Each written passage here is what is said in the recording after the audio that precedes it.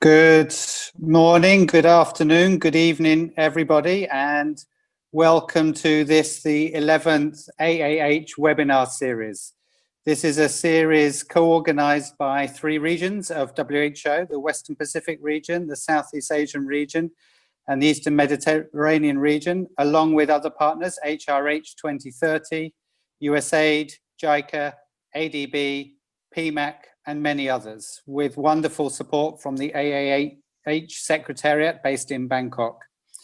So this is the 5th webinar we've had since August, and under each webinar, together with excellent speakers and participants, we discuss specific health worker challenges in the response to COVID-19, share experiences, and draw lessons from countries. Following last week's discussion on occupational safety and human resource for health policies against infection, illness, and burnout, today we can take a deeper dive into a really important issue and learn more in terms of the psychosocial impact of COVID-19 on healthcare workers, looking at the stressful work environment, violence, and stigma against healthcare workers. Before COVID-19 hit, medical professionals were already at higher risk of suicide in many parts of the world. The pandemic has further exacerbated the levels of psychological stress on healthcare workers, exposed to the high demand settings for long hours, living in constant fear of exposure, and in many cases separated from family and facing social stigmatization. A recent review of healthcare professionals found that 1 in 4 have reported depression and anxiety, and 1 in 3 suffered insomnia during the COVID-19 response. This is an alarming rise. There's also an alarming rise in reports of verbal harassment, discrimination, and physical violence among healthcare workers in the wake of COVID-19. We all know that exposure to excessive stress for prolonged periods can have harmful consequences on the emotional and mental well-being of frontline workers, which may eventually cause compromised capacity of the healthcare system and the emergency response. Yesterday was the World Patient Safety Day and had explicitly a theme of keeping health workers safe to keep patients safe. This is a strong reminder to all of us. And it's also a strong reminder that as this pandemic continues, there are many healthcare workers on the front line around the world still putting themselves at risk to keep patients safe. So we, WHO, and many partners have been working to support governments and countries and calling on those who are running health services at the local levels to take all action that they can to ensure that health workers have a safe working environment, safe conditions, and that they get the training, the pay, and most importantly, the respect that they deserve. So in this regard, ensuring that the mental health of health workers and protecting them is very critical for them and for the future of the COVID-19 response. So this webinar, we've got a fantastic panel lined up, and gives us an opportunity to learn from them and their experience and to understand further the mental health and social issues faced by health workers, to share good practices and experience and lessons learned, and explore the policy options and actions that are required to protect and preserve mental health and resilience as we go forwards during this COVID-19 pandemic. I'm extremely honoured now to introduce our moderator for this evening's session. Dr. Michelle Rumsey is the director of the World Health Organization Collaborating Center for Nursing, Midwifery and Health at the University of Technology in Sydney. She will be the moderator for this evening and will take us through this fantastic panel. So without further ado, I hand over to Michelle. Thank you, Martin. It's a real pleasure to be here, and as you've already said, we have an absolutely fantastic panel. My job really is to facilitate you wonderful experts online for some great discussion. We have a great program, and each of the speakers are going to speak for 10 minutes. I will introduce them, and at the end we have nearly a whole half an hour for some really good discussion. So I'm really hoping you can put some great questions in the question and answer session as we go along, so that we can actually get some great discussion going at the end. And I'll try and get all our speakers to interact a little bit and welcome their discussions between themselves as well. We've had a couple of comments already of people saying they can't hear. I'm just wondering if you've tested your system down in the left-hand corner by the mute button, where you can test your system on your computer to make sure you can hear. My first job is to introduce our first speaker. That's Mr. Ian Tully. He's the Chief Executive of the Mental Health Service Hamid Medical Corporation, National Health Strategic Lead, Mental Health and Wellbeing Ministry of Public Health in Qatar. Ms. Tully's been in the health service for over 35 years and 15 years being a chief executive in many trusts, which are like huge health authorities across the United Kingdom. He's been involved in one of the trusts that actually led to the largest mental health programs in the UK. He's also been a senior in healthcare management and involved in many areas across the UK, including working in the Department of Health, and was instrumental in setting up the National Services Framework for Mental Health in the UK. He originally trained as a nurse in Scotland, which is lovely to hear, being a nurse myself and having worked in Scotland for many years. And during his time as a chief executive, he's carried out many leadership roles. His current role is in Qatar, and he's leading and instrumental in leading the mental health services there. Further ado, over to you, Ian. Thank you very much, Michelle, and Assalamu alaikum, good morning, good afternoon, good evening, wherever we're speaking to you. It's my pleasure to be involved in this webinar, and thank you for the opportunity to talk about occupational health and safety of healthcare workers during COVID-19 here in Qatar. And as Michelle and Martin have said, it's an opportunity to share our experience and good practice, and probably most importantly, to share some of the benefits that have accrued as a result of what we've done so far. Thank you. So what I want to do, and Martin already talked about some of the specific areas of burnout and stress and anxiety. What I want to do in the next 7 or 8 minutes is to cover some of the factors that cause stress, mental health problems and stigmatisation and violence towards healthcare workers. To talk a bit about the health and safety and the policies and interventions that we've used and introduced, including addressing concerns and anxiety. How we worked across our health system to support and motivate staff during the period, and then any good practice we feel we accrued, and also the challenges that we faced. So they're the 4 areas that I'd like to focus on. So in terms of the fact, as I said, Martin already covered some of the broader areas. I'm focusing in on 3 or 4 areas that we detected. And I should say, by way of introduction, we actually carried out a study across 4,600 frontline healthcare staff within Qatar who were working with COVID. And we discovered amongst that group that 30% of them reported moderate to severe problems in relation to anxiety, depression, stress and insomnia. And we hope to publish the report of that within the next week or 2. But the things that came out of that was a fear of contracting COVID due to the risk of exposure. Very long shift working patterns. We changed right across our health system. We had to change the pattern of working, and we had people working 12-hour shifts in many of our facilities. We redeployed many of our staff from areas that were familiar to them to areas that were unfamiliar to them, and that was a significant cause of concern. A severe lack of knowledge about COVID-19 and the way in which the whole infection was starting to emerge. And then there was concern about turnaround times. What we found with our staff, particularly those who had been tested and were awaiting results, there was significant anxiety during the period between the test itself and the result. So they were significant and very specific factors that we identified during our study.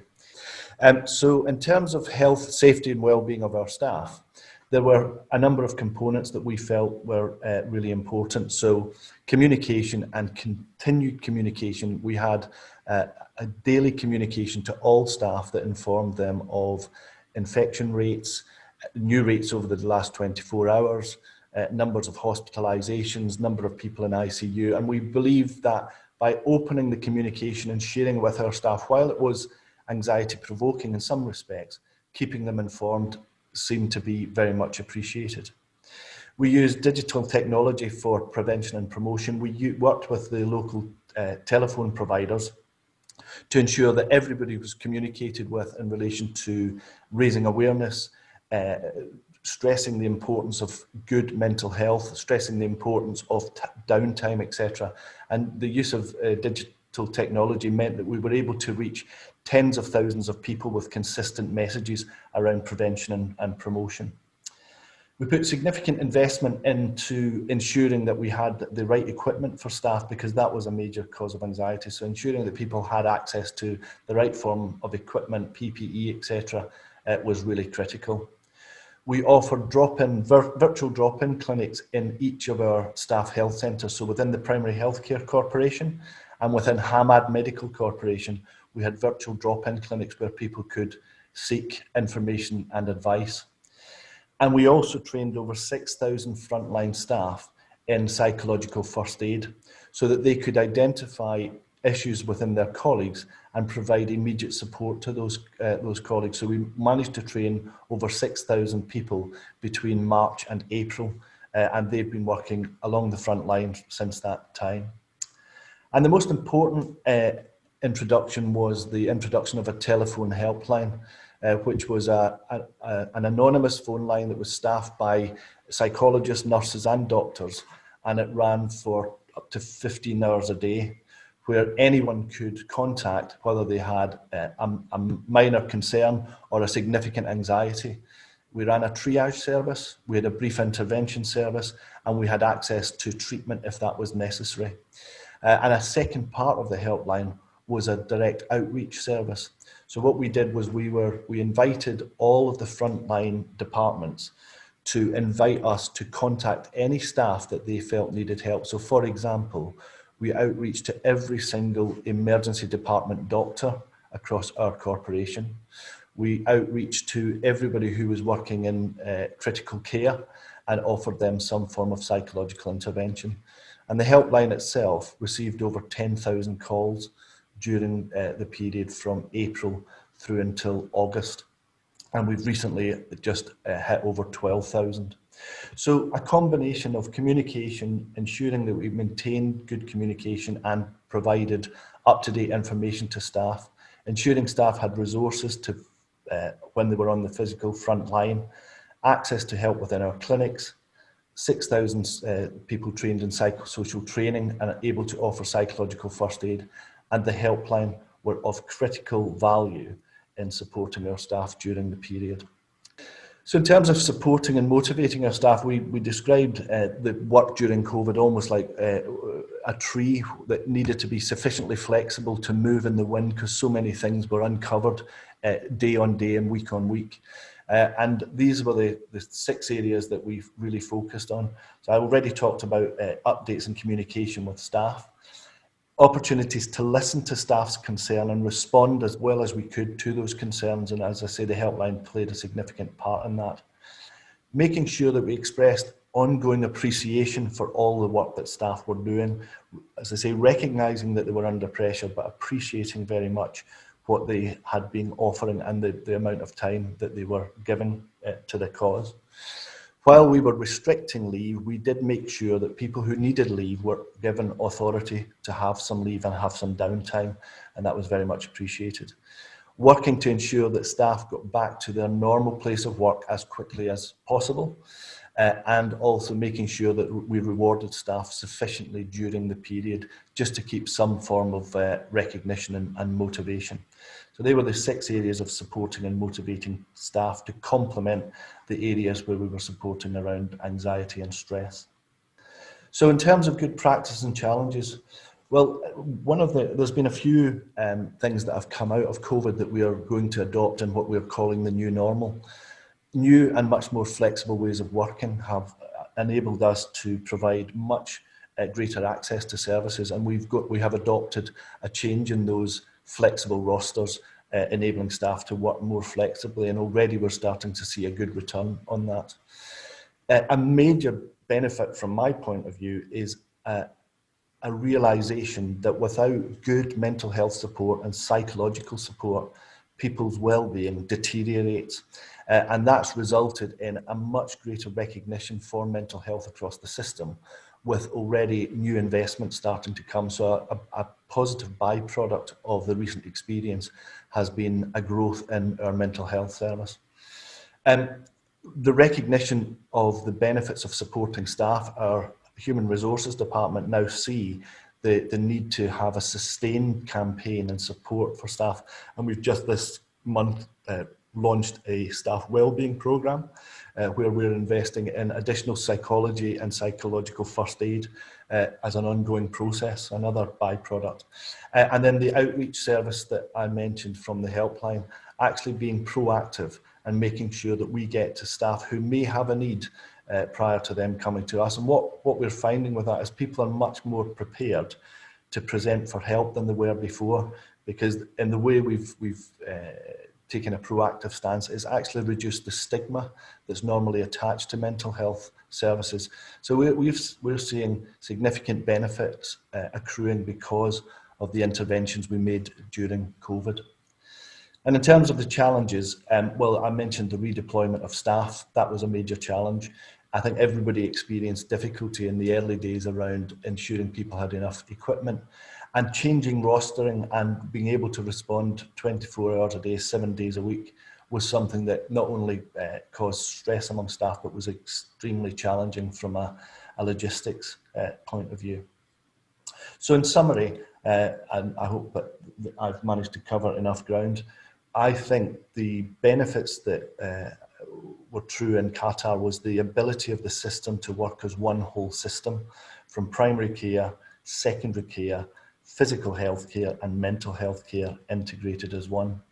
I think the speed at which we were able to respond, not just to the physical health needs of people who were experiencing COVID and or the staff who were treating those patients, but also seeking to support them psychologically. And I think the greatest benefit or steer for us during that period is we actually introduced a whole system plan for mental health using the World Health Organization's template and guidance. And by, I think, using that, we were able to bring the system to bear in providing the sort of supports and responses that I've mentioned through the presentation. So that concludes my short presentation from Doha, and I look forward to some questions later on in proceedings. Thank you very much. Thank you so much, Ian. That was really, really useful. Thank you. And I'm really encouraging people to put some questions and think about some questions to ask Ian around some of the great challenges and approaches that they've been leading in Qatar. I'd now like to introduce Dr. Yutan Pal Singh Bala. He's the Associate Professor of Psychiatry in the All Indian Institute of the Medical Sciences in New Delhi. He has had an extensive past and worked on a lot of regional mentorship programs in addiction studies, and he's a consultant for telemedicine. He's also worked on several technical working groups for WHO and UN agencies, and is a global master in training for the Colombo Plan. And he's contributed to developing a variety of resources addressing mental health and psychosocial skills in the WHO Southeast Asian region. Thank you so much. Over to you, Dr. Thank you, Michelle. And greetings to all the attendees of this webinar. I must thank the organizers for this opportunity to offer my insights and experiences from the Southeast Asia region. So I'll be talking from the WHO Southeast Asia region perspective. Occupational risk to the healthcare workers, it's a very complex issue, and there are different domains. We are talking about the safety of the healthcare workers, then there is physical health and mental health. I would be focusing primarily on the mental health aspect during this presentation. There will be two sections to my presentation. I'll begin with the challenges that we have faced here in this part of the world. And then I'll move on to the way the Southeast Asia Regional Office has responded and the initiatives that have been taken. Just to give you a background, when it comes to mental health well-being and mental health resources, when you refer to Southeast Asia region, you are actually talking about a quarter of world's population. So this is what the health workforce is catering to in this region. Also, what we need to remember is that the existing resources for healthcare system are limited. It's applicable to all kind of healthcare resources in general, but specifically when it comes to mental health resources, both in terms of the mental health personnel as well as the expenditure that the member states do, the region fares relatively poor as compared to global average. So this is what we had even before COVID came. And then when COVID came, there were additional challenges. The earlier speaker talked about some of these, longer work hours, additional responsibilities, limited know-how of what COVID is, the protocols were emerging, the management, the line of management is still emerging, and there is a lot of uncertainty about how to go about the management of these cases. So this is one set of factors that kind of stretched the existing healthcare system. But this was not all. Especially in the CRO, since the resources were already limited, what COVID meant that lots of resources within the healthcare system, they were diverted to COVID care. And what it meant was that the already meager resources in terms of mental health care, they were depleted even further. That was the second set of factors that kind of contributed to the stressors and challenges that the workforce was facing in this region. And finally, when all this is going, there are other stressors, both in the personal life as well as the professional life. The kind of support you were getting from your colleagues or from your family, that went down. And additionally, when it comes to the professional knowledge, professional skills, what COVID meant, the existing avenues, the existing channels were no longer there. And it also led to certain stressors what the workforce was facing in the region. All this meant that there was a higher risk of healthcare workers experiencing adverse mental health consequences. It impacted their mental well-being. The region responded, and I would say we responded pretty well in time. And this was one of the initial platforms that was created. This is an online platform that exists, which has been designed with an aim to support and empower the healthcare workforce to cater to the need of mental health. And interestingly, as you would see, this is the home page or the landing page of this portal, and there are two sections to it.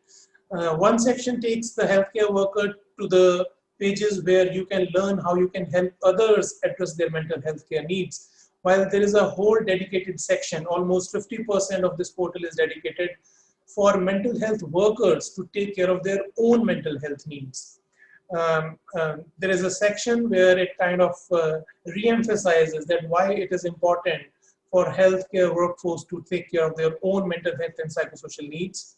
It offers them resources that how they can help themselves perform optimally when they are offering care to others.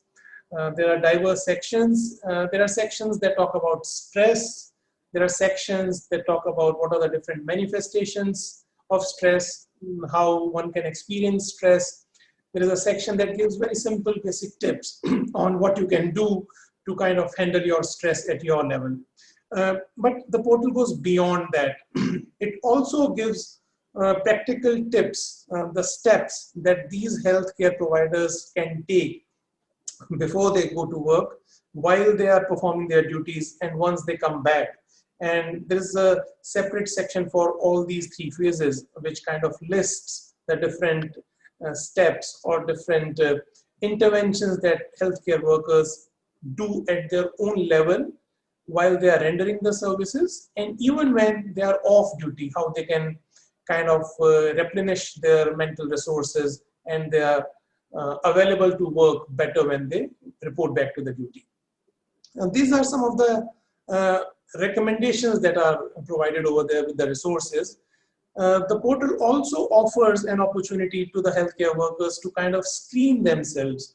There are very simple but validated WHO tools that have been put up there, which can be used by these healthcare workers to screen for presence of stress, negative emotional states, depression and anxiety, and also guides them what should be the next step in case they screen positive. So this is one of the portals that have been developed, and this is available to all healthcare workers across the region, and it's open to them. Additionally, what the region has done is it has developed certain more specific resources. For example, this particular portal has been developed for the staff of WHO, the regional office as well as the country office within the region, where there is information and query resolution section. There is a section where the staff members can screen themselves for their mental well-being. There are self-help tools available, what they can do. And it goes a step beyond, where it offers support to the extent that in case a particular staff member feels a need, he or she can place a request and they are then connected to a mental health professional directly. It can be a face-to-face interaction, it can be a telephonic interaction, it can be an online interaction depending on the convenience of the staff member. So these are two of the main portals that have been developed in terms of catering to the needs of the healthcare professionals. I'll bring your attention back to this slide that I shown you earlier. If you look at the extreme right end of your screen, I have marked a specific element of this set of stressors that is there, and that is that during the COVID time, the healthcare workers had an additional challenge. In terms of the resources that they used to access, they were limited because there were no academic programs happening, there were no meetings taking place, there were no conferences, and there were new challenges coming up with COVID care. For example, alcohol use became a major concern in many of the member states in the region. So what the regional office did, they came up with resources, online resources on helping these healthcare workers address alcohol use disorder. Another common concern, probably it's applicable to all the regions across the globe, is excess screen time during the COVID months, last few months. And again, this again is a major concern that has been reported by the member states, and the regional office has strengthened their online portal on behavioral addictions, and they've introduced different resources. That's not all. A lot is still going on. We are soon to come out with a training manual for healthcare workers on helping them address the common mental health issues during the COVID care. There is another online resource material that is coming up that is going to address the increased screen time among adolescents and young adults in the modern times. And finally, there is a proposal to set up a regional resource hub in terms of an online platform and a telemedicine platform that all the member states can contribute to and can make use of in situations where face-to-face or in-room training programs are not feasible, as is happening in the past few weeks and past few months. So this is what is being done in the region. To conclude, I would say that we must remember these are testing times. The healthcare workers are out there to help others, but we must remember they also have their own mental health needs, and we must ensure that they are taken care of. We need to invest in their care, we need to invest in their capacity building, and we must make use of all the platforms that we can access to advocate, to carry out the advocacy work, so that we don't forget that this is an important area that we need to invest in. Thank you. Thank you so much. That was really useful, and I think your final point is really, really important. That it's an area we've got to consider investing in considerably, especially in these times of pandemic. I'd now like to introduce our next speaker, Prof. Maki Obed from the University of Chicago. I can never say that, sorry, University for Care of People and Community, WHO Collaborating Centre for Disease Risk Management in Japan. Our colleague has a significant amount of experience, having started at St. Luke's College of Nursing and carried out masters both in Canada and Japan, and carried on to do her PhD in Tokyo. So she's got a considerable amount of experience working multidisciplinary research teams internationally and domestically, and published numerous articles. She's carried out disaster research investigating the mental health of community residents after the Fukushima nuclear power plant accident, and she's carried on her research in a variety of areas. We welcome you to speak. Thank you. Thank you very much, Michelle, for your kind introduction. I'm Maki Umeda from University of Hyogo, Japan. Hi, everyone.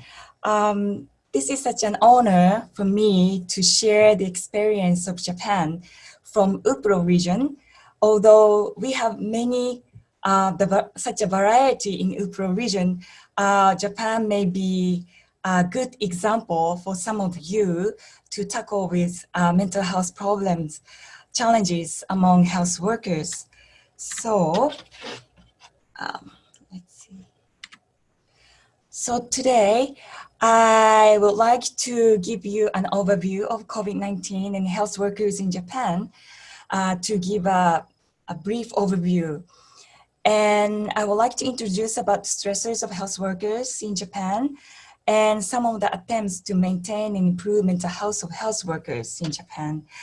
Before we start, I would like to briefly introduce our work to explain why I am here today.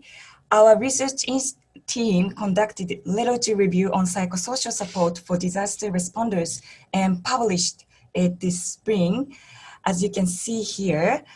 And at the time, the pandemic of COVID-19 started spreading all over the world. So here is the very brief summary of our findings. And when we started the review, we found that little research scientifically examined the effectiveness of psychosocial support among disaster responders. So we reviewed gray literature, such as manuals, educational materials issued by NGO and international aid agencies. Some of the support measures seems useful in the COVID-19 situations, but in other parts, it looks insufficient because of the uniqueness of this pandemic. So let's look at the COVID-19 situation in Japan. The beginning of COVID-19 era in Japan was in February, when the cruise ship Diamond Princess reached Yokohama port. After this critical moment, Japanese government took very mild quarantine measures, and the number of confirmed cases reached the first peak in April.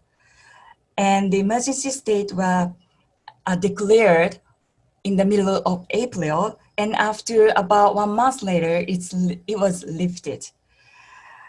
And now we have higher number of cases detected, mainly because we have more increased availability of PCR testing. And we are still under mild preventive measures without forced quarantine or no city lockdown or no declaration of emergency after the first peak. Now, what kind of challenges we have in Japan about the COVID-19? So one of the biggest issues we had was fewer opportunities for testing. In Japan, the access to PCR tests was strictly restricted. Nurses at the call center screened those with symptoms, and only those who were screened in could take a PCR test. This strategy was somehow successful in controlling the number of patients in hospitals and prevented overwhelmed hospital, because people with mild symptoms stay at home, taking care of themselves without knowing whether they were positive or negative. But at the same time, this situation increased public anxiety and often resulted in distrust and anger against governments and public health workers.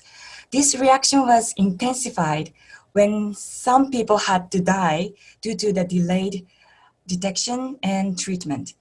Another issue was that Japan was behind in the use of IT in governance. This affected Japan's ability to trace suspected cases and inform the public of preventive measures, including the availability of masks. And the lack of management of PPE caused the most serious challenge for healthcare workers, especially at the earlier stage of pandemic. At some medical facilities, workers had to wear a same mask for days.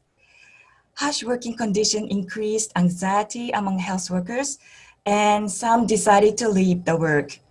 Having a cluster of positive cases, including staff at the medical facility, also resulted in the shortage of available staff and posed heavier burden on workers on duties. With all these challenges, Japan is still taking a relatively mild preventive measures, balancing health and economy. The strategy is basically counting on individual preventive efforts such as cleaning hands, covering mouth, and avoidance of crowds. Business is not under the forced closure and no control over going out or traveling. So, where we are now, this is the data from Tokyo Metropolitan Government obtained a few days ago. Tokyo had 2,600 beds designated for the COVID-19 patients, and now over 1,200 beds were occupied, so about the half. Now local governments are trying to increase the number of beds designated for the COVID-19 cases to meet the demands. So hospital designated for infectious disease is the main place for treatment for the COVID-19, but other facilities such as a call center for screening, general hospitals for primary care, home visiting services, welfare facilities, and public health centers are also responding to the COVID-19 situation. In addition, we need to acknowledge that in addition to medical professionals such as physicians and nurses, care workers, laboratory technicians, receptionists, cleaning staff, and security guards are all under the same types of stressors.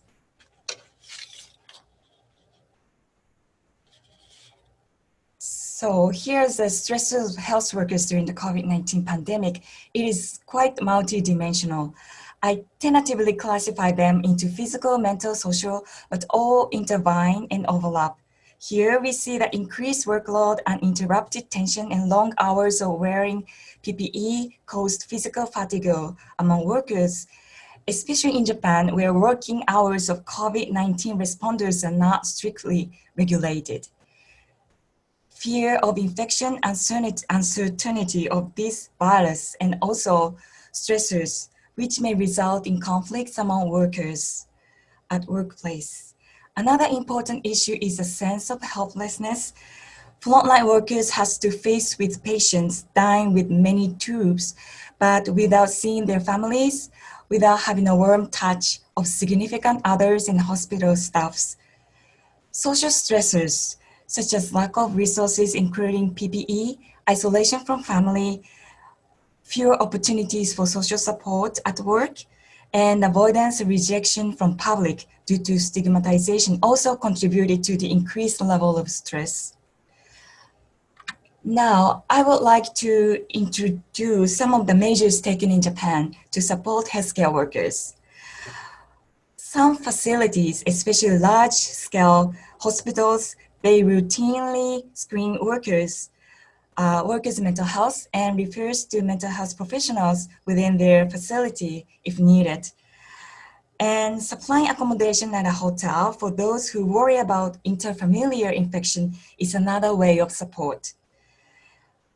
Some facilities use SNS as a means of support, providing information about self-care and facilitating communication among staffs.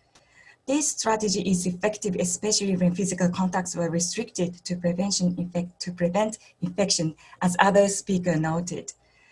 Above all, good communication and teamwork among interdisciplinary staff would be a key to nurture a sense of being understood and supported.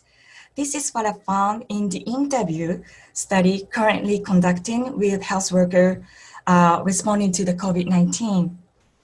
Other measures can be provided from the outside of facilities. For example, some local governments set up a call center for counseling health workers. This service is effective when the workers are reluctant to talk health professional within the institutions to disclose their problems. Filling the shortage of staff is a powerful support measure, although international aid is almost impossible during this pandemic, but we have local resources. Graduate students in public health department assisted health department at the national and local government to collect and analyze data. Faculty of Nursing assisted screening procedure at health centers and helped setting up lodging facility for mild COVID-19 cases. Sending PPE and lunch boxes to health facility is another way of support provided by community, which was often done by crowdfunding. Consolidation money funded by the government is one way of acknowledging the contribution of health workers. In the end of my presentation, I would like to address that every facility is unique and some doing fine, but others, especially small institutions and welfare facilities, may be facing bigger challenges due to the lack of information and internal resources. Some of the voices may be smaller than others, but we need to hear every voice not to leave anyone behind. As noted by other speakers, I strongly believe that this is a significant chance to make our practice and system better than before. We never had a time like this when public is aware of the contribution of health workers. Let us use the increased awareness of public to improve the working condition of health workers and to better support their mental health beyond the COVID-19. By doing so, we can ensure the opportunity for health workers to fulfill their professional role, which is a motivating power that enhances their resilience to survive this crisis. I would like to acknowledge the contribution of my colleague, Professor Mashino Sonoe, for sharing her ideas, and all workers responding to the COVID-19 in Japan for their contribution. Thank you very much. Thank you very much. I think your powerful speech at the end of this may be an opportunity to change things and make sure that no one is left behind in the health workforce. So thank you very much for that. I'd now like to introduce Dr. Natasha Shulkat, Senior Instructor, Section of Environmental, Occupational Health and Injuries at the Department of Community Health, Aga Khan University of Pakistan. She's also a member of the Excellent Trauma and Emergencies in the university, and she is a health systems researcher with a focus on occupational health and injury epidemiology. She has research expertise in community-based surveys, surveillance systems, and injury epidemiology. She has carried out many collaborative projects and research with other universities, public health, both nationally and internationally. We'd like to welcome you to speak now. Thank you so much. Thank you, Michelle. Hello, everyone. I'm Dr. Natasha Shaukat. I'm very excited to be part of this webinar today, and I would like to take this opportunity to thank WHO for bringing all of these esteemed panelists together and having this very important discussion regarding the occupational risk and occupational health of frontline healthcare workers who are working tirelessly and endlessly. My presentation today is a reflection of all the keynote speakers, and we'll just be commenting on what are the shared common challenges and the best practices in the three regions. So this is the roadmap which I'll be sharing in this presentation. These are some of the common challenges which have been already identified by our colleagues. Some of the best practices, what are the policy options that we have in this current scenario, and the key messages which are coming out today. And in the end, I would like to share a little bit of our experience. So, you know, the frontline healthcare workers are at the risk of developing not only the physical manifestations, but the mental health symptoms and disorders. And it has been found found across the regions that one of the barriers which the frontline healthcare workers they felt were, the stress of not only getting the infection but also transmitting the infection to their loved ones, to their colleagues, to their family members. Having said that, there was an excessive amount of workload which these workers had to face, with very long working hours and coupled with the separation and anxiety from their loved ones. So initially there was a lot of information that was coming in. So the lack of the changing scenario, the lack of knowledge regarding the COVID-19, it led to a certain uncertainty, and the workers felt at risk of acquiring the infection. Now, as the people started acquiring COVID, the workforce, the numbers reduced. There was excessive burden leading to, burnout of the workers. So some of the systems, in fact, most of the systems, they faced an extreme shortage of PPEs, which led to massive unrest among the healthcare workers. Then again, reduced testing opportunities, and having the inability to deal with the huge influx of patients, it led to a sense of feeling helpless, and having working on the front line led to this increased stress among the healthcare workers. Now, what the world did to take up this charge and take up this huge challenge of catering for their health workforce. So the importance of communication, timely and effective communication was ascertained, and various methods were adopted for it, including emails and meetings and online sources. People led to develop telephone helplines and hotlines. Now, this was very, very essential setup, which was, the usage of digital technology and development of such communication patterns and online platforms which were available to the helpline workers as well as to the masses. Now, there were established of telemedicine clinics. There were different methods adopted to provide psychosocial trainings, which the healthcare workers had initially lacked, and they still lack. This is a huge gap because the workers were not trained to deal with such highly infective patient influx. And the workers were then given opportunities to screening and then providing support to those found positive. Now, the emphasis was also on teamwork. It was very important that the doctors and the staff, they felt supported by their seniors and their colleagues.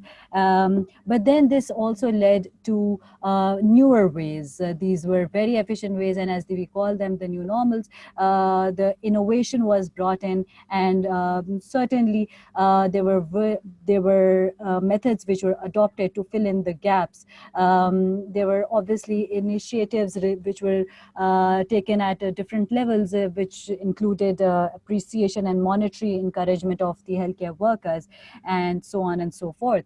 Now, having all of this in mind, one of the most important thing which comes about the issue which has come up is now that the world is cognizant of the fact that the mental health needs of healthcare workers are extremely important in preparing our resilient health workforce. So now we are ready to train our health workforce in this context, and we need to have an understanding of the current needs of health workforce. And along with that, we also need to talk about establishing emergency medical reserve, because as we saw in this pandemic, there was a huge shortage of PPPs, and which led to a collapse of these systems. So some of the key messages which are coming out from these presentations and these talks are that we need to make sure that our health workforce is our priority. We motivate them, protect and support our healthcare workers, and we ensure that every worker is taken in account for. Having said that, we need to make sure that these are sustainable interventions. Now, with this, I would like to share this study of ours, which we conducted, and we identified some of the physical and mental health impacts of COVID on the healthcare workforce.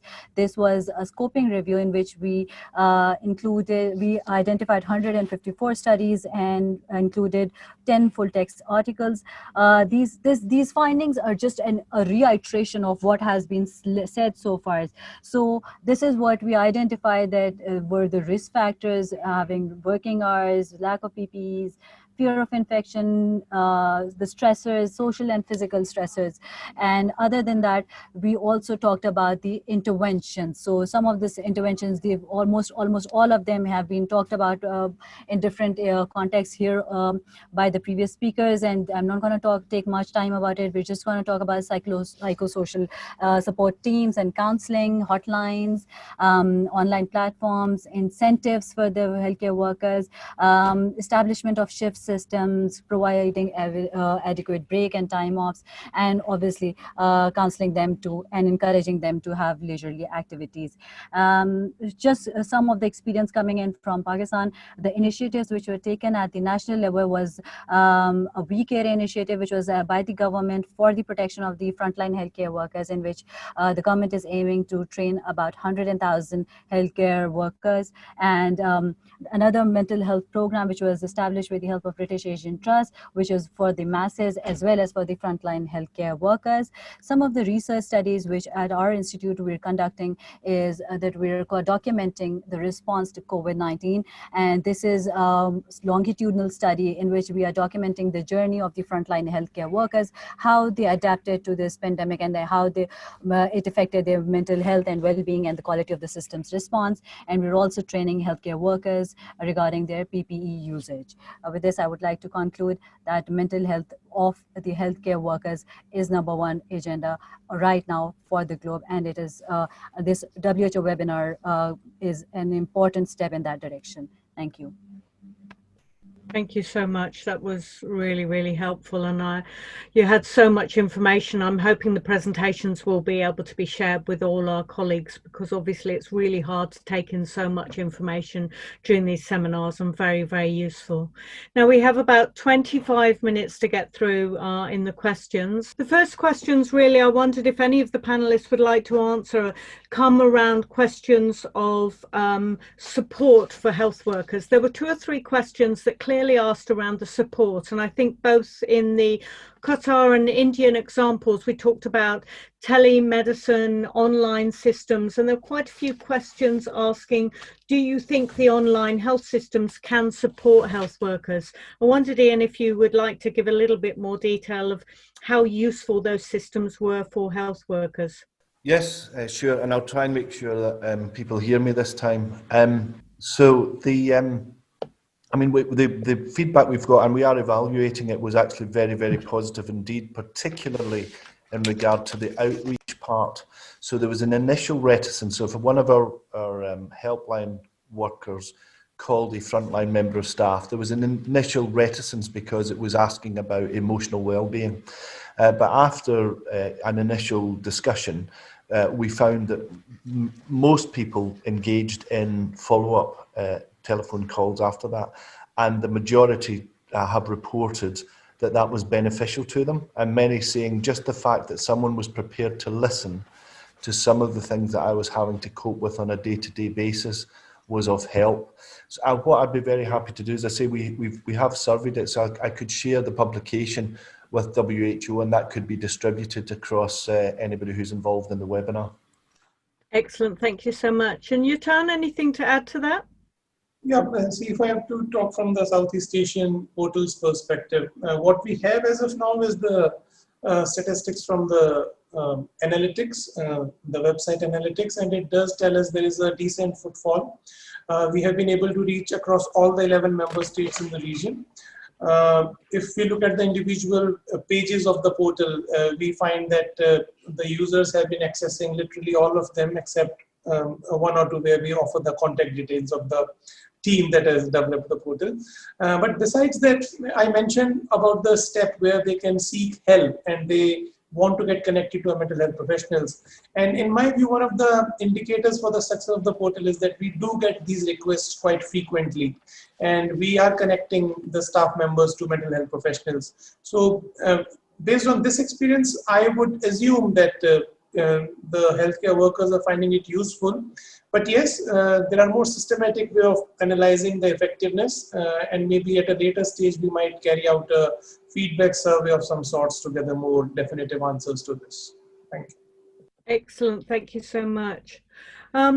The next section of questions were a little bit more tricky, and they're really around evidence-based approaches. And I think we're very aware at the moment that there's been many clinical trials around COVID-19, and not so many treatment trials, and not so much evidence built up around the health workers who are really struggling in this pandemic. So there were questions around, are there any evidence around shifts and scheduling for health workers? Is there any evidence around health and safety?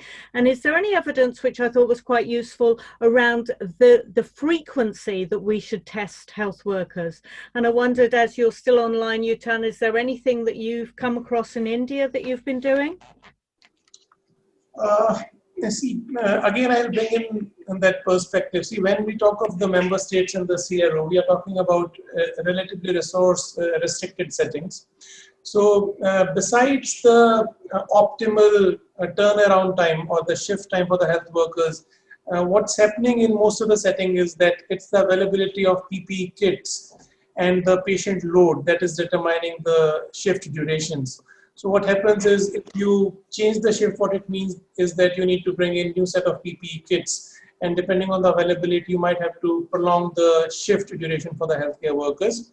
In terms of recommendations, I'm not aware there's any evidence-based recommendation from at least our region that talks about what's the optimum time for which the healthcare worker should be working, and then what is the break.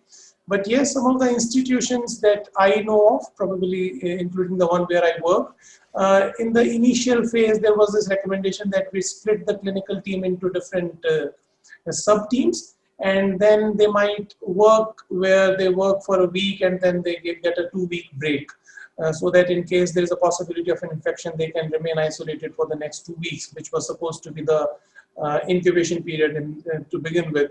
So that was being followed up earlier, but now since we are opening up, the footfall is increasing.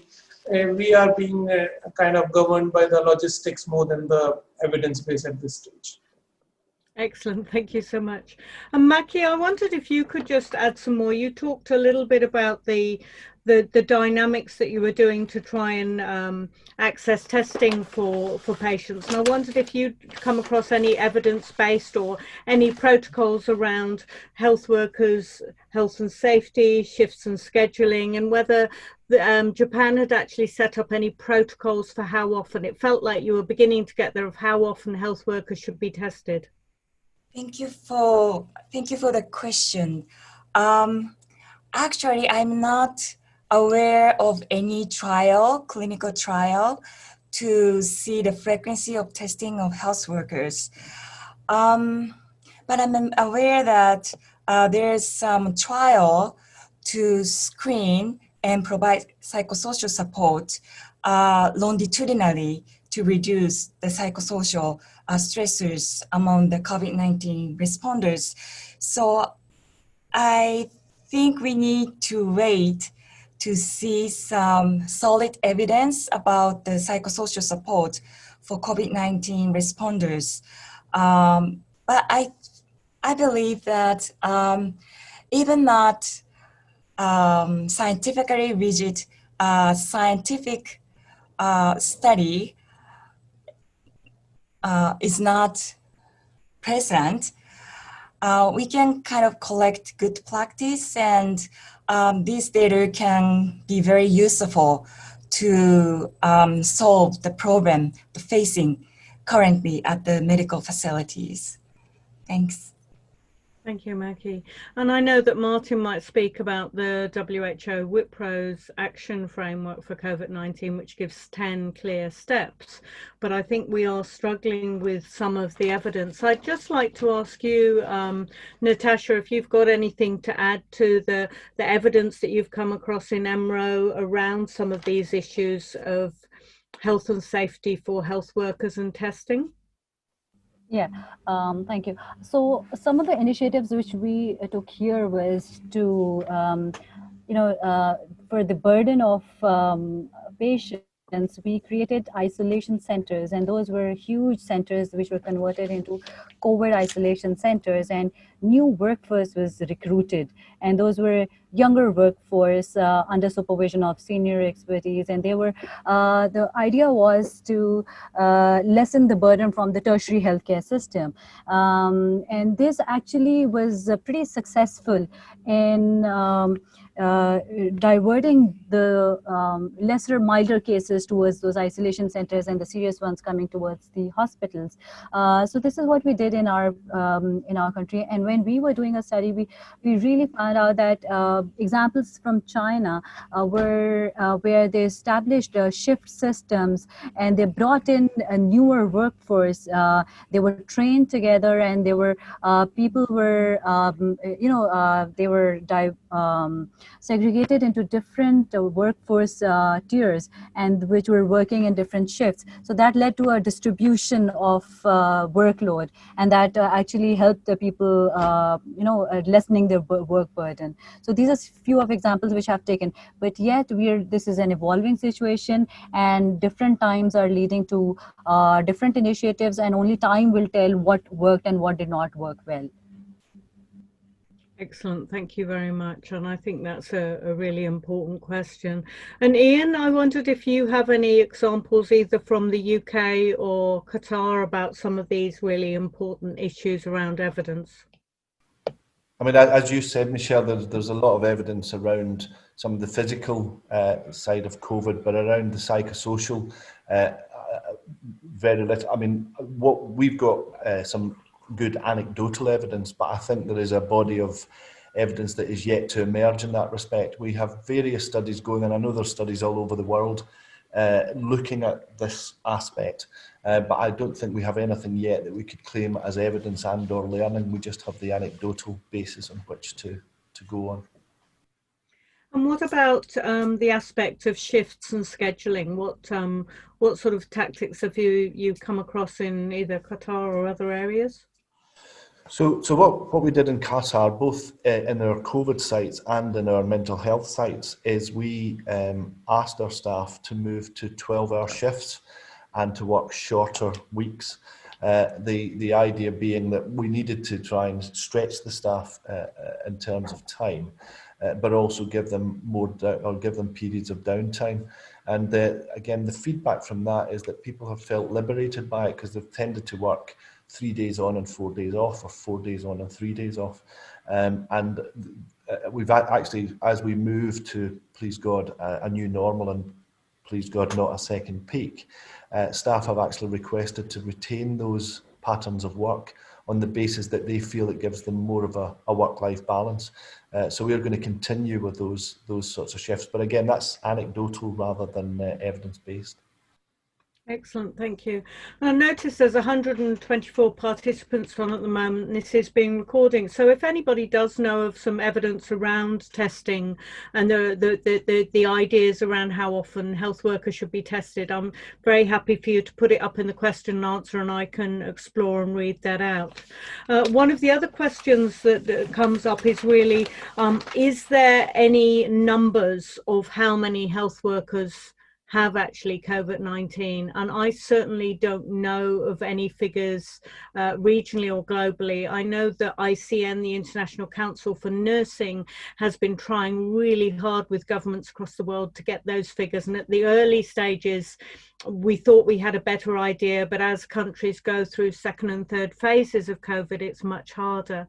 I'm not sure if anybody online has any examples. Japan, you seem to have been quite organizing and collecting your data. Do you know of any, do you have any stats around how many health workers have COVID in Japan?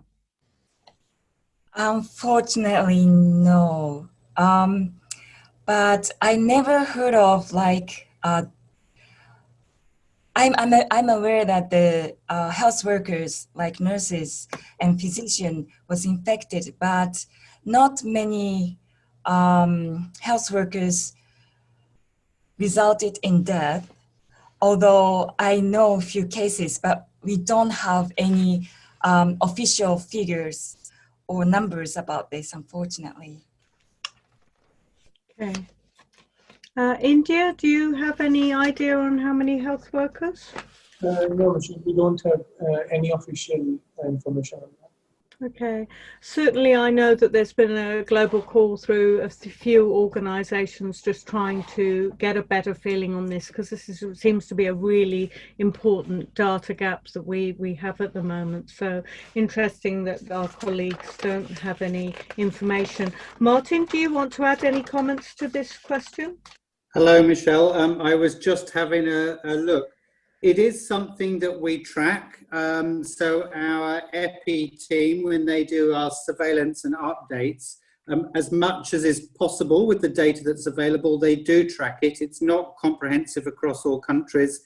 And of course, one of the interesting issues that the EPI team are always looking at is trying to identify, one of their main focus is trying to identify the potential source of infection and whether it is in the workplace or outside the workplace.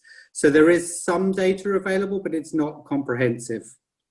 Back over to you, Michelle. Thank you, Martin. That's really helpful, and certainly that seems to be what's been coming across. I guess some of the other areas are around stigmatization, and we've got a few questions actually from the Philippines, which are around reports of drastic suicide rates arising from COVID-19 pandemics, including health workers, and really we're very keen to hear if this is the same in other countries. And I just thought maybe I'd start with our colleagues from Pakistan, whether you've picked up whether there's been an increase in suicides that you're aware of, and with health workers. Thank you, Michelle, for the question. Regarding the suicide rate, there hasn't been much reported cases for this, but regarding the stigmatization, I'll share another aspect of stigmatization here, which we experienced in our country. There was a lot of stigma attached to the disease itself. So there was a hesitation in reporting the disease, getting tested for the disease, going to the healthcare sector, and letting people know that there's some infected person in the household because of all quarantine and the burial methods and the handing over of the dead body. So that led to a lot of unrest among the public and masses, and some of few unfortunate incidents were also reported where people delayed seeking care and ended up dying, not seeking care just because of the stigma attached to it. What would people say if there's a COVID person in the family? So that is one thing which we saw massively during the peak of COVID, but with time, as the fatality is reduced, as there were recoveries, so the attached stigma went down considerably. Excellent, thank you very much for that. Colleagues from India, Yatan? Yes, there have been reports, especially during the initial phase of stigmatization of the healthcare workers out of misinformation. I mean, there were media reports where healthcare workers, they would be facing challenges getting in their apartments once they're returned back from duty because people feared that they're carrying virus along with them. But that was there in the initial phase. Administration took the necessary actions, and then there have not been any such reports, at least for the past couple of months, I would say. It was there in the beginning, but yes, not in the last few weeks. In India, there have been a few reports of increase in suicidal reporting in media for healthcare workers. Although I won't be able to comment whether this is out of in the context of COVID care or stress due to COVID. But yes, there have been a few media reports that have commented on increase in suicidal behavior among healthcare workers. Thank you. And I'm just intrigued because we're doing quite a lot of work in Papua New Guinea, and certainly although the cases aren't huge there, stigmatization has definitely been a factor to dispersuade people coming in to have testing. We've got some brand new, brilliant facilities everywhere, and people are just not using them because they're too nervous to come forward because they don't want to be associated. You're saying that you feel in India that has waned now and that you're not getting so much stigmatization. What aspects did you do to try and persuade the public, and what things happened to make that change? See, what's happening in India is that in the initial few months, probably by mid of March, the country went into a lockdown, and that continued for a few weeks. It has been for the past 2 months that we have been opening up, and since then the testing rates have also gone up. So probably as people have started to go back to the previous way of life, I mean, because of the earning of livelihood and so many other factors that they have to take care of, they started moving out of the houses. And then whenever there were any symptoms that they were having, they probably came in contact with more people whom they knew they had acquired the infection, and they got cured or they got treated, and it did not lead to any adverse consequence in their life. So they got more comfortable. That fear that it's a disease with no treatment and it will eventually mean a fatal end, that fear has gone down. And since now you have to kind of go out of the home and work, you are probably more prepared to take care of your own physical health, and in case you are developing any symptoms, you are more open to get tested.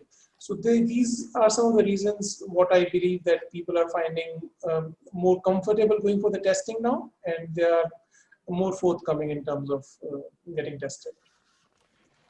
Excellent, thank you. And Maki from Japan, do you have any examples of some of these questions for these questions? Okay. Excuse me. In terms of being tested among health workers, I think health workers in Japan are quite open to being tested, and actually they are really happy to know whether they're infected or not infected, because they really worry about infect others, especially their family members or the patients. About the stigmatization of health workers, there are some media reports about children of health workers were rejected by daycare services, or like family members of healthcare workers were told to quit a job if their wife quit the health workers, such kind of thing. And I think one of the issues in Japan is that people are very, how to say, self-disciplined, that they try to isolate themselves from the society, like just going work, but not to go out. Or like they tell their kids not to visit their friend's house because they worry that their kids has infected and that their kids will infect others. So I think this kind of how to say, like controlling their life in a very, how to say, like suppress their activities can be a huge impact on their mental health and quality of life. Thanks. Thank you very much. And Ian, would you like to add any comments? Yes, so I mean, interestingly, the question about stigma in regard to testing, we didn't have a great deal of stigma. I think it was because this is quite a small country and testing was almost universal. So we've tested in excess of 120, 150,000 people. So it became fairly routine.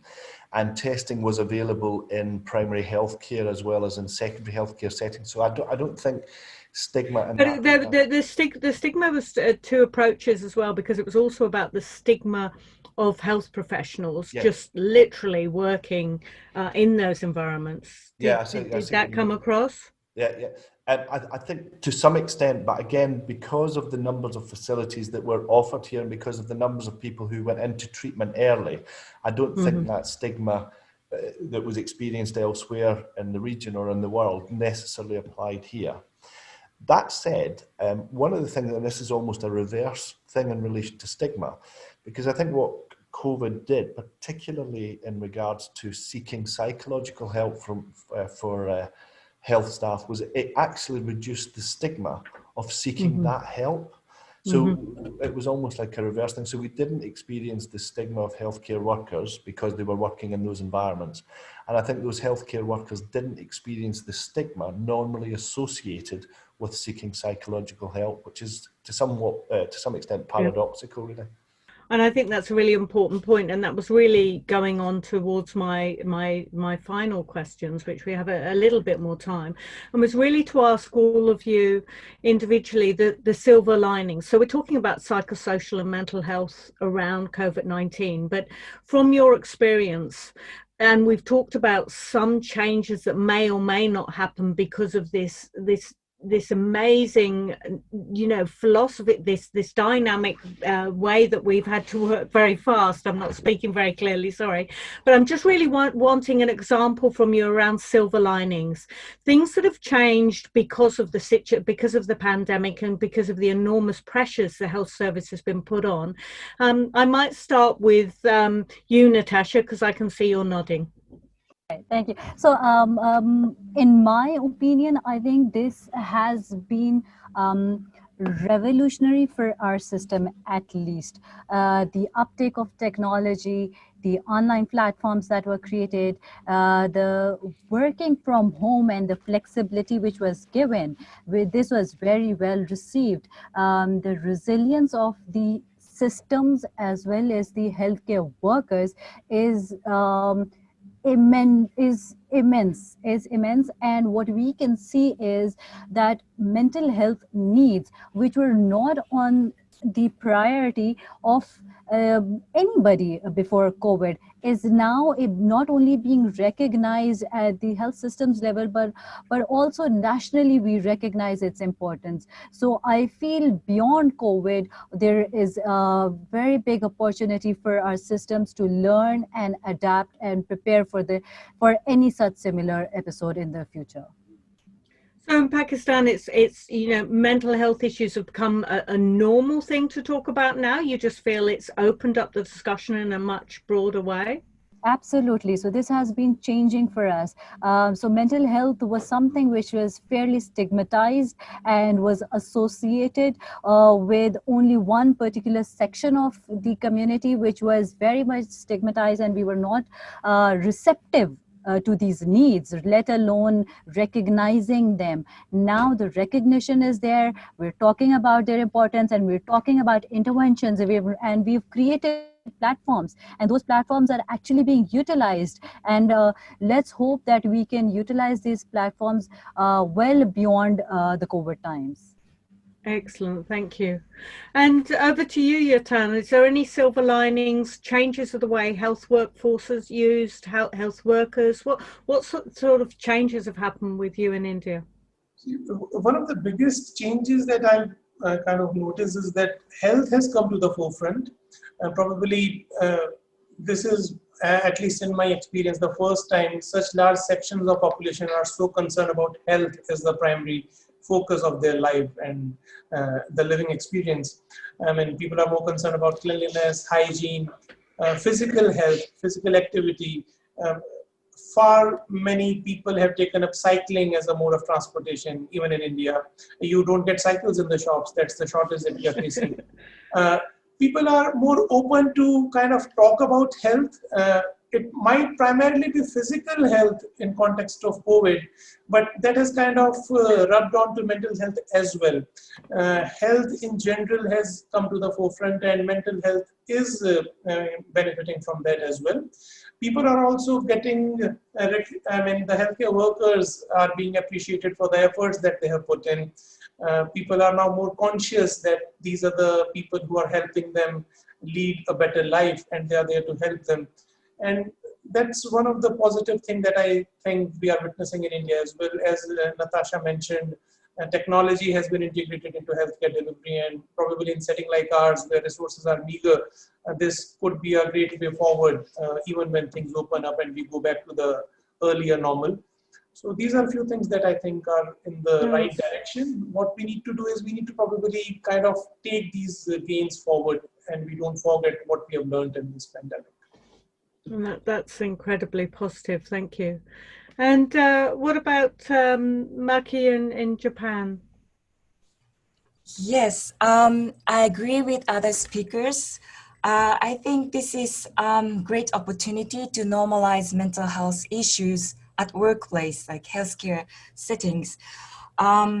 This is not mental health is not about like counseling or mental health disorders, but it's about working conditions and occupational safety, and also the proud of being health workers.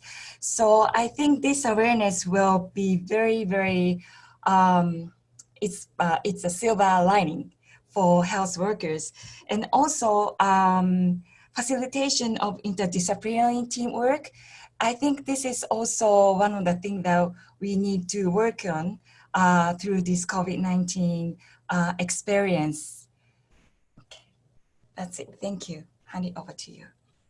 Thank you very, very much. That's very useful. And over to you, Ian. We're about to hand over to Martin for the closing of this. So thank you very much. And I just want to, before I hand over to Ian, alert you that there's been quite a few people sharing resources on the question and answer sessions.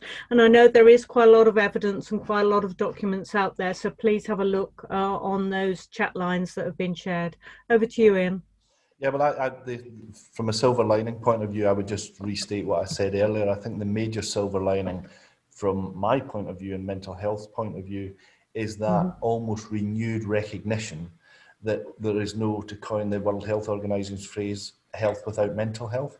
And, you know, I am experiencing very, very senior people who are in the country, both within the health system and outside the health system, recognizing that without that psychological support that was offered, people would have been in a much more powerless place, and that bodes very, very well. So the silver lining for me is that recognition, the improvement in access, and I think an opportunity to grow a much more integrated service following COVID. Brilliant, thank you, Ian. And I'm not sure if everybody's aware, but there's a brilliant resource that's just been put out by the ISAC, which is the International Agency for Standing Committee on Basic Psychosocial, a guide for COVID-19 responders, and it's out, and I think it's in about 5 or 6 languages by it. So I'm sure the organisers can circulate that resource if I don't anyway. Thank you very, very much to all our speakers. I think this has been a very interactive and very, very powerful session. I would now like to hand over to Martin to close us. Thank you, Martin.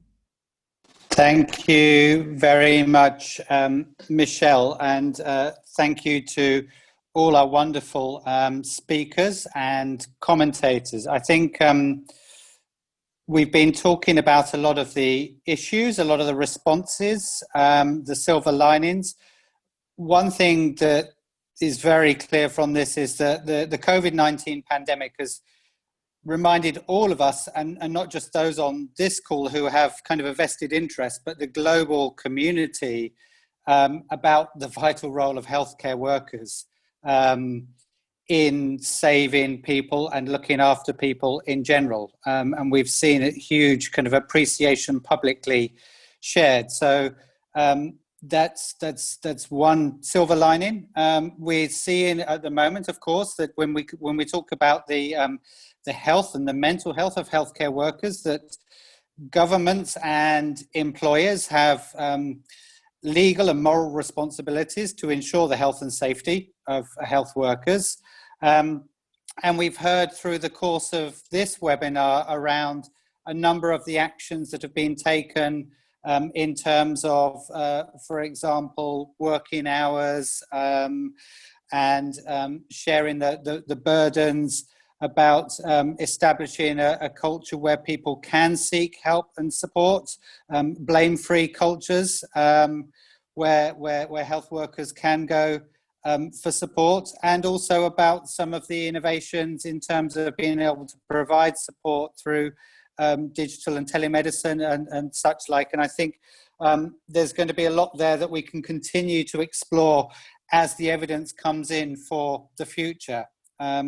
So I think there's been a lot of really important practical points shared from our speakers today.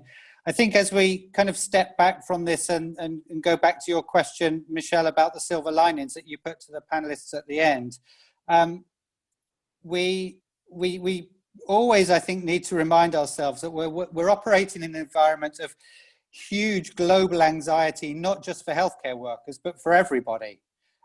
This is unprecedented.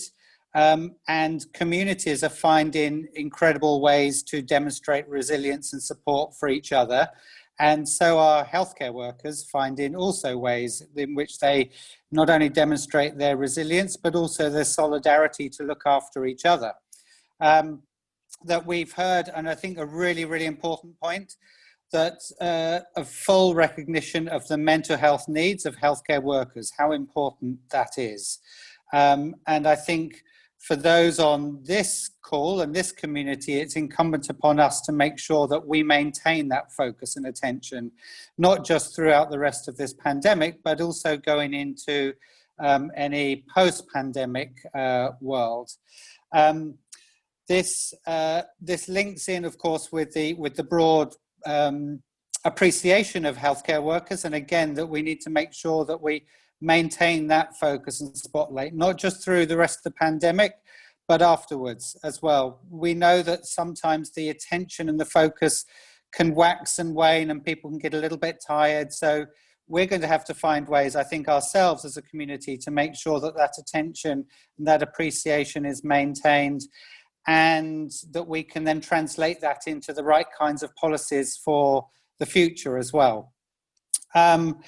Finally, I think a number of the speakers have referred to the fact that mental health needs in general for the global community, and not just health workers, but for everybody, have suddenly come on the spotlight and become much more acknowledged and recognized than they were previously. And I mean, just as one example of this, I have a weekly call with the IMF, the ADB, and others. And today we had the opportunity to present about mental health globally and in our region to the IMF and the ADB. Now, I couldn't have imagined us being able to do that a year ago.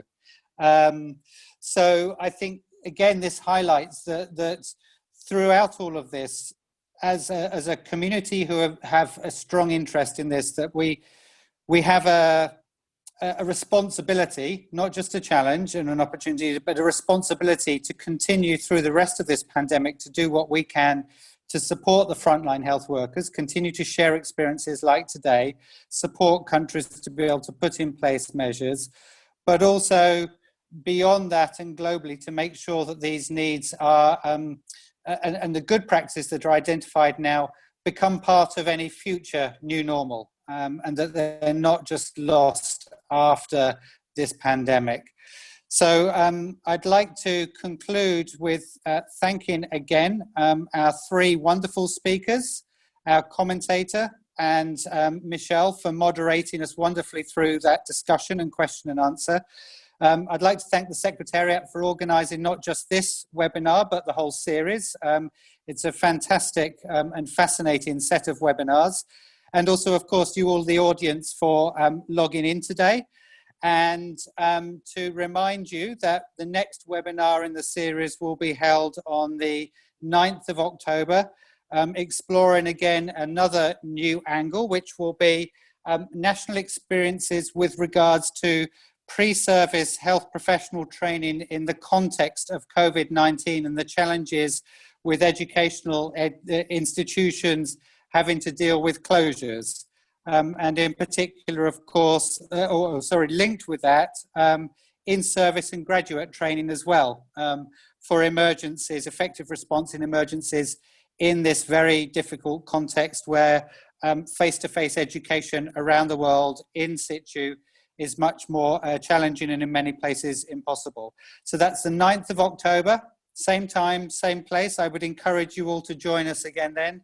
And thank you all for logging in today, and thank you to the Secretariat for convening this fantastic series of webinars.